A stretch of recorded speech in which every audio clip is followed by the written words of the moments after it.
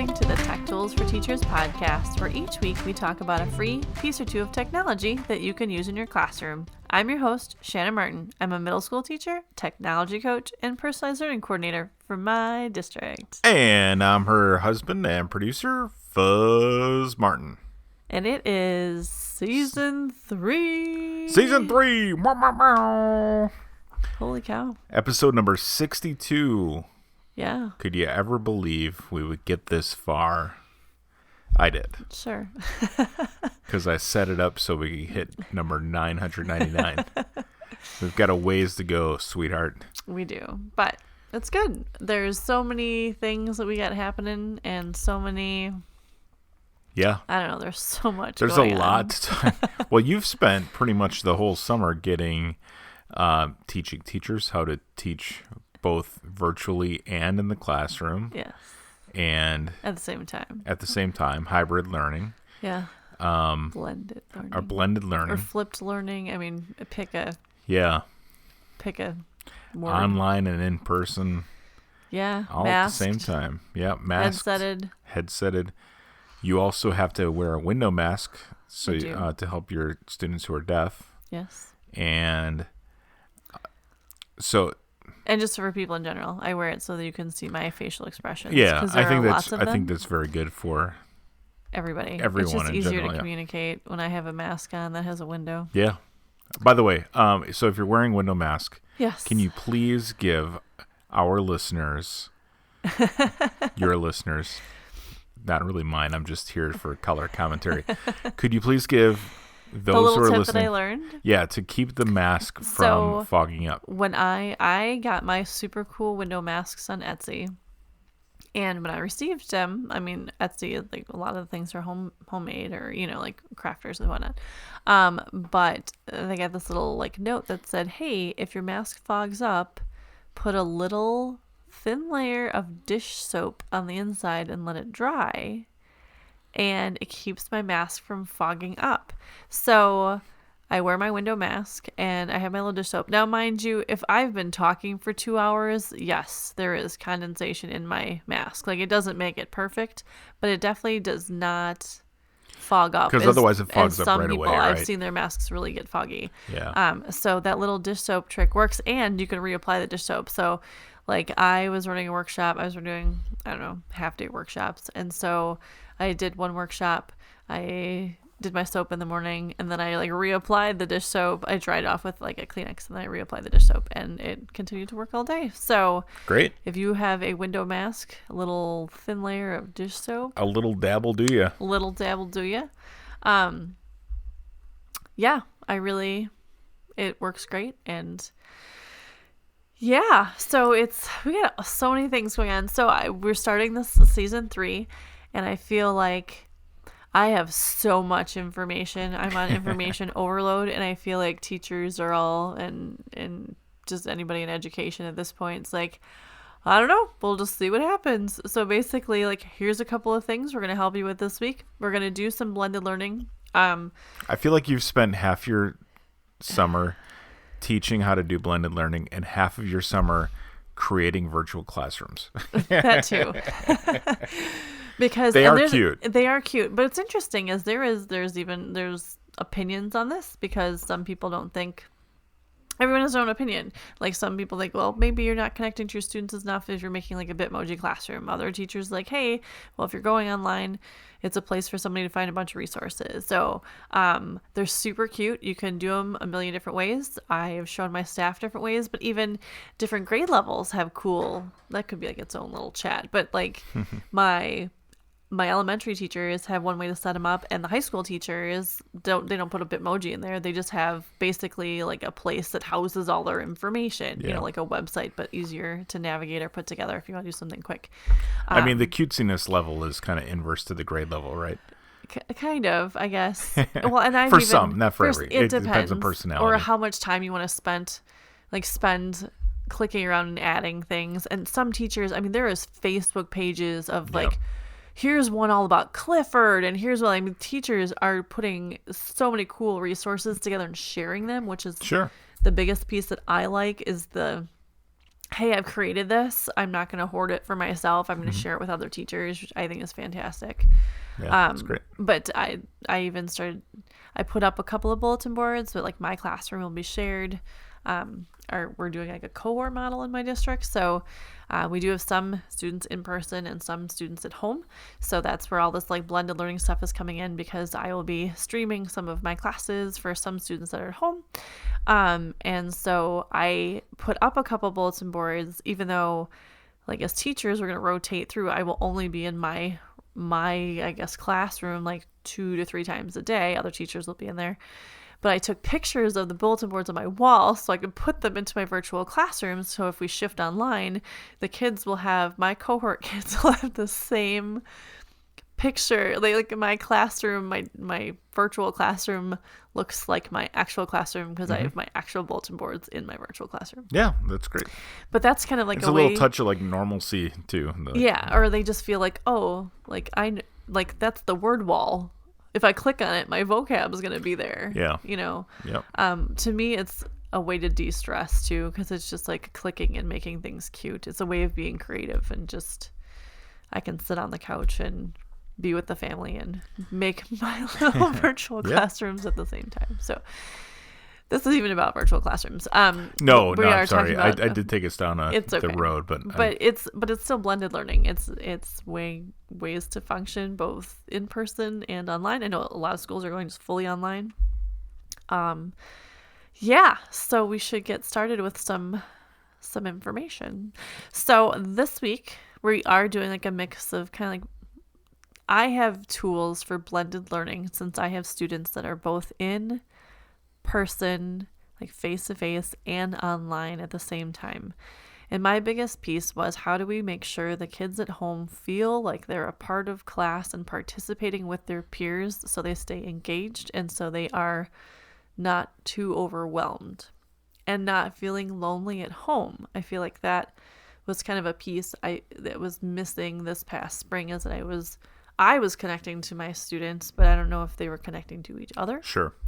So I wanted to make sure that setting things up this fall, that my kids would feel a part of the learning no matter where they were.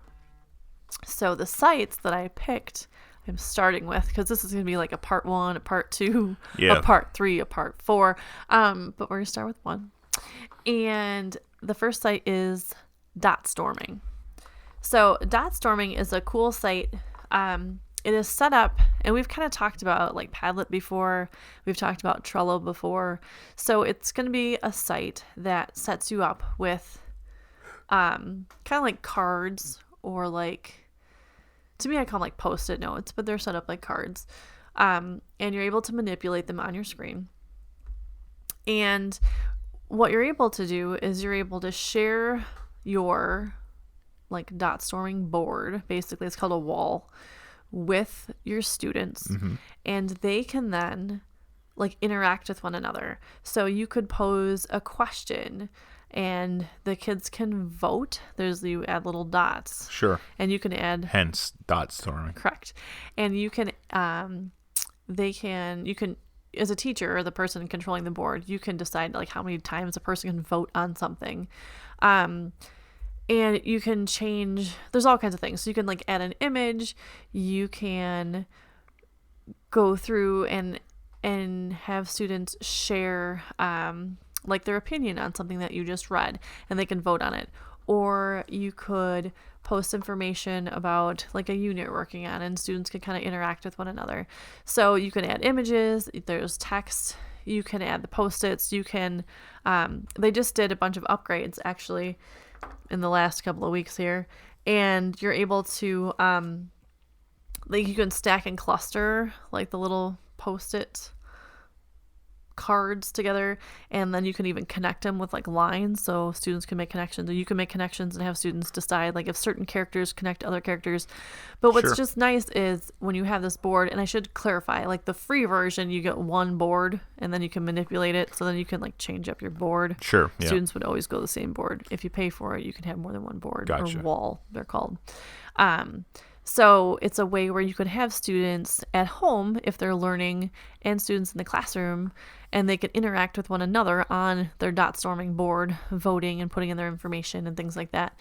And that way they're working together even when they're not physically in the same space together. Yeah. So I really liked that, where they could communicate with one another. And I know you can kind of do that with Padlet too, but this one just lends itself, I think, better to some cool ways of sharing, and it's set up a little bit differently. So I was playing around with it and having students interact with one another, and when you can say like, oh, you can vote 5 times, like, oh, well, we want to overload like this one because, and then they start kind of, razzing each other like, hey, you need to vote for like my idea, or this is the best opinion of this one, or those types of things. So sure. Dotstorming.com. And so now when you invite participants in this one, do you know, is it just by their school address or yeah, with their email? Okay. You just click. So if you're on Dotstorming, you'd create your wall, and like you would add a card. That's how you had the post-it type things, and you can type in your information. You can upload your images. It's all very like straightforward on the board. And then when you just click the share button, you can do it 2 different ways. You can send out the link. So if you have like a Google Classroom, you could, or an emails. Or there's whatever LMS you're using. You can go ahead and drop the link in, or you can actually embed it into like a website too if you wanted to. Cool. But you can share that link out, and people are able to participate then on your Dotstorming board. So that's kind of cool. You also have the options too of like locking the board if you don't want kids like voting when you're not, or not, you don't want them on the board when you're not participating as a class. You can totally disable voting. You can disable commenting. So you do have a lot of control over it, which is kind of nice, that while they are free to put their information, like vote on stuff, you also as the controller of the board are able to make sure that kids are participating appropriately. And be appropriate, yeah.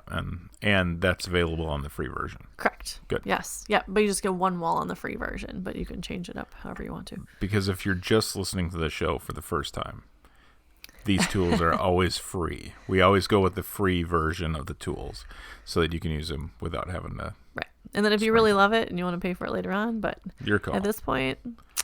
But we talk about we talk about the free. What the free level will get you as a educator. Yes. And then, like Shanna said, you can go from there. Absolutely. So the second one is another one of our cool blended learning tools, is called AnswerGarden. Now I know there's a lot of like word art type of sites like out word there. cloud kind of things. Yeah.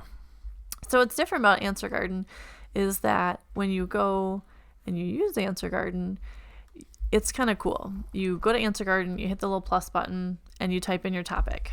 So your topic is going to be how podcasting. Sure. How do you feel about podcasts? I should have said what's your favorite, but that's okay. Okay, so how do you feel about podcasts? Then you can choose your AnswerGarden mode. So is it a brainstorm? Is it classroom? Okay. Moderator locked. Choose your answer length. It can be 20 to 40 characters. Okay. You have an admin password, so kids can't hack the system. You don't have to, but you can. And then reminder email. So you put in your reminder email, so that way it sends you like, hey, you have an AnswerGarden out there. It's been a week. Time to check it to make sure that it's not just floating out in the middle of nowhere. And it tells you, it reminds you, like if you assigned it as like an assignment or something, like to go and check it. Yep. Mm-hmm. You can just turn your spam filter on or off. So if you turn it on, it will remove unwarranted answers, kind of deal. And then you can choose if you want to be an upper or lower case. And then how long do you want people to be able to find your AnswerGarden? Okay. So 1 hour, 1 day, 1 week, or you want it hidden. So I'll set it at 1 week and hit create. And then I can put this out there, which I might put it on the website just to see if everybody responds. How many of you are actually listening to my podcast? So how do you feel about podcasts? Love them. And if I answer, I hit submit, and then it starts the answer garden, and it starts collecting everybody's answers. And the more a response is used, the larger it is in the collection of words. Sure. So this site, again, it's great because students can be answering at home or at school at the same time. Right. And they see the results. And they can see the results instantly, like, oh, like other kids have the same opinion as me. Or if you're doing it for answers for something, it's more like, I would say, a formative assessment for sure, where kids can kind of see if they're on the right track with what they're thinking. Like what vocabulary word would describe X, Y, or Z, and they can type that in. Or like scientific terms. If we're talking about like this unit, what science terms would you think of? Yeah. So you pose the question, and then the students, once they have your little like answer garden, there's like a little code, like you just pull it up. I shouldn't say code. You give them the link, which says answer garden, and then gives you a number after it so you can find your question. Sure, yeah. And then students can just start loading in their answers. So it is great as a teacher. It's in real time where you're seeing how big their responses get. And then you're like, wow, yes, the class is on the right track, or no, we are so off base right now. And it's cool because the kids at home can see what the kids at school are doing. Yeah. If there's a blended environment happening or a hybrid environment, or even if everybody's online. Right. What a cool way to have like class participation without having to, you don't have to be in a shared doc, or you don't have to be in. No, and even if it happens not all at the same time. Yeah. Exactly. Or they can pull it up on their phone and just answer it, you know? So it's a great way for kids to be able to share their information, check in ideas. You could even pose like a fun question for the day, you know, like, and do mood checks, like, how are you feeling today? Like all of those types of things. So Answer Garden, again, it's really simple to use. It's free, and it will get some kids participating that may not want to be on video, or may not want to do an audio thing, or they may just, you know, type in a couple of words and see what's happening. Right. So, yeah, so you just collect all the information, you kind of see what everybody did. Cool. And then it just goes away. So like I've done it for a week. I can see what everybody said. I did it for a day. I did it for an hour. And then it's just gone. It's just a great way to collect some information. Cool. So that is Answer Garden. Very nice. AnswerGarden.ch is the website to go to. I don't know what the .ch TLD is, but there it is. I don't know, but now you can research that for next week. And you got it. Put you to work. We'll do some research. Cool. So Answer Garden. So the last thing we're going to talk about today is our tip. Okay. Because we're doing like 2 tools in our tip, and it's using Google Meet. I know a lot of districts, there's between Google Meet and Zoom and Microsoft Teams, like there's a lot of different ways to connect with your students through video. But our district uses Google Meet. We're googly everything. And I learned this week, and I thought it was a really cool tip to share. So, and maybe some of you already knew this, but if your district, like IT tech services, whatever it might be, admin, whoever controls your school's Google accounts, because there's one master person that does that, if they have this little nifty tool turned on, you have access to something very cool. So if you go into Google Calendar, and you know, when you create a Google Calendar, you can click join with Google Meet, and it automatically makes your little Google Meet code. You got it all there. We all know, like, if you are familiar in Google Classroom, teachers now have access to make your Google Meet like drop directly to your classroom, which is great. You can interact with students. You've got videos, they can chat, all that kind of stuff. Well, that's awesome. Except for sometimes you just want to stream what you were talking about. So maybe it's a mini lesson in your recording. Maybe you want to have just information going out to students or parents, and you don't want all of the interactions that would happen with a Google Meet. Like, you don't want, you know... You want focus. Correct. You don't want people making faces at one another, or you're not muting other people, or you just need to get out your information. So if you go under Google Calendar, and if your IT person has this feature turned on, there's going to be a little drop down arrow to the right, and if you click on it, you can click add live stream. By doing this, you then have the option. You don't even have to pick it. Like it gives you the option. You can add it. Live stream. So then your Google Meet, when you open it up, will say, do you want to live stream this? So you could keep it a regular Google Meet. You can change your mind later. Sure. But then you can just stream directly. You don't have to worry about side conversations. You don't have to worry about muting people. You can just stream your lesson or stream content however you need to, without having some of the interference that can happen depending on what you're using it for. So and it's then they just only see another option. your face as well, right? Correct. Yeah. So there's no grid view. There's no it's just going to be streaming out your information. Yeah. Also, you can be a super schnaz person of the world, and with the live stream, you can reach up to 100,000 people. Sweet. So you can reach your school district and every other school district in your state if you want to. There's 400 kids per classroom. Well, so it's cool though. Is I think normal Google Meet's like 250. I think it maxes out at something like that. It's 250. Yep. So, this gives you opportunity to stream out to 100,000 people if you want to. I will point out there are a lot of some Google Meet changes that are happening in September and October, and Google is rolling out different things with Meet as like the school year progresses. So it's just stuff to keep an eye out for. But this is kind of a cool feature that if your district has it turned on, you can actually just live stream directly and record it if you want to, and not have to worry about kind of all the extras that sometimes you don't need to have. Yeah, that's pretty cool. And also, just to reiterate, it is only within your organization, so you can't use this to live stream to parents or families. Correct. It would have to be like through your students' email addresses or like your staff's email addresses. Like even you tried it with mine. Right. I tried to share with you. It didn't work. Correct. It has to be everyone within the organization. Yes. Which is kind of nice for security too. You don't have a bunch of random people like jumping in on your cool mini lesson about Paul Revere or something. Right. By the way, just real quick, fun Google thing. I was working on something for the website. I appreciate your fake typing while you're saying like this is me. I'm either pawing at something or typing. I wasn't using my fingers at all, which is also how I play piano. Your keyboard, but anyway. Thank you. So I was typing into I was creating a Google form for the EdTech directory.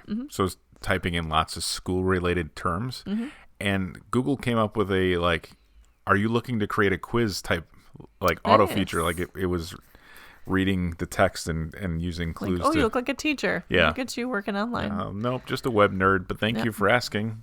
Yay! Yeah. And schnazzing up the website. Yeah, well, hopefully soon. I don't want to jinx it or give anybody a promise on a date for a new website before it's deadline. live. But it'll we're be working on it, trying to fix the EdTech directory. Nice. Because I tried fixing it before and unfixed it. We're trying to make it easier. There's just so many sources. We're trying to make the sources easier to find. So we are trying to help you out. So I have some fun news. We have fun news to share. Yes, we do. And I think that you should clarify a little bit, right. If you're listening in sequential order, you're going to be like, oh, the Shanna and Fuzz, they lost their poor puppy. Oh, well, dog. Grown dog. Yeah. The snoring dog that used to be in our podcasts and is the name of our LLC, Snoring Dog Media. She unfortunately passed away, and you may have heard that. And because it was summer, that was last episode that we had talked about it. Yes, and that was, but she passed away back in June. Right, and now it's 2 months later. Yeah. And we have a new crew member. She's not down here with us right now, and you don't hear her snoring yet. But our new crew member is Rue. We're joining Rue to our crew. Yes. And she is a little Cocker Spaniel puppy. And she's adorable. The love of our life. She's adorable and keeping the family busy because, we don't have anything else going on right now. So we thought, let's bring a puppy into the mix with mass chaos happening. Though we did, the reason for the quick turnaround was since we were all at home. Yeah, we are home with her. And able to bond with her and not just one of us. And also since I'm still working from home during the pandemic, that I get to be able to be here to train her and take her out and right, all that kind make of sure fun she's stuff. not tearing things up or being lonely. Or so she may do all of those things, but yes, it'll be great. It'll keep us it will occupied. It will. But we love her. She's awesome, and we'll put a picture up on the website. Yes. Yeah. Oh, by the way, we should get little her name's bandanas. Rue because I wanted to name our next dog Roomba after the robot, Vacuum. and Shanna wanted something that was a little sweeter, so we compromised because that's what families do. So her name is Rue, and her middle name is B. Yes. Like B-E-A. So it's Rue B. So Yeah, it's and Ruby. And Rue is great because there's so many words with Rue as we figured a it out syllable. today. We were saying, oh, she's a rooster. How's the rooster doing? So that might be happening too. But yeah, so with everything else going on, a little bright spot in the day, there's a puppy in our house now, and we'll share puppy pictures with you because if nothing else, a puppy can bring a smile to your face when you are stressed out. So check out the social media channels and the website, and you can see We'll make our beautiful little 9-week-old clothes Rue for her or something. Mm-hmm. We can make little boots. Okay. So on that note, we hope you are well, and please, this is the kickoff to season 3. We hope everyone is doing okay and hanging in there. So thanks for tuning in, and there'll be lots coming further in this season. So buckle up. This has been the Tech Tools for Teachers podcast. If you ever have any questions, you can find me on Twitter at SmartNWI. If you ever want to get more information on the links to the technology discussed in this episode, you can visit smartnwi.com or find me on Facebook or find information in the directory, all of those things. New episodes each week. Thanks for listening. Go educate and innovate. The ideas and opinions expressed on this podcast and the Smart NWI website are those of the author Shanna Martin and not of her employer. Prior to using any of the technologies discussed on this podcast, please consult with your employer regulations. This podcast offers no guarantee that these tools will work for you as described, but we sure hope they do.